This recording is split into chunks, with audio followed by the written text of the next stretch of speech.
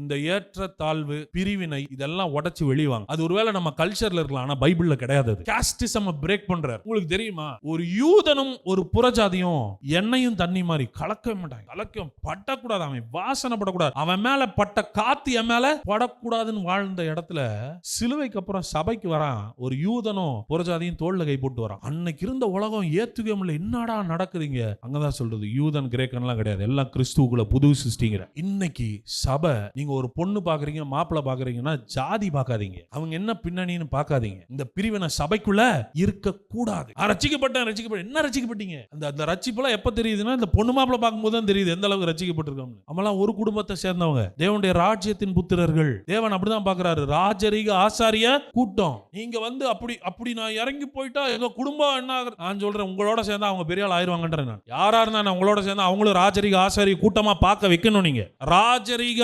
ஆசாரிய கூட்டமாயும் எப்படி இருக்கிறீங்களா? பரிசுத்த ஜாதி பேரே பரிசுத்த ஜாதி. அப்புறம் எப்படி இதுல பாவி இருக்க முடியும் கேக்குறேன். ஜாதியவே என்ன ஆக்கிட்டாரு? பரிசுத்த ஜாதின்றாரு. கிறிஸ்து உங்களை பரிசுத்த ஜாதி ஆக்குனதுக்கு அப்புறம் பாவின்னு அடையாளம் காட்டுறது யாரு? உங்களுக்குள்ள ஜீனே அவருடைய பரிசுத்தம் தான் இருக்குது.